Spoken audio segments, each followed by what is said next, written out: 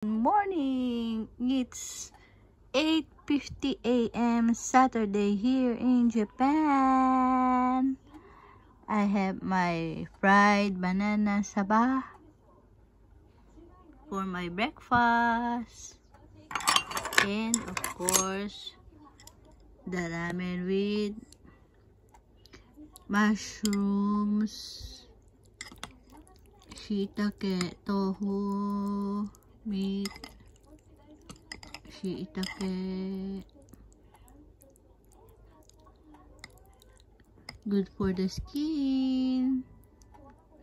Mushroom is good for the skin daw. Yan.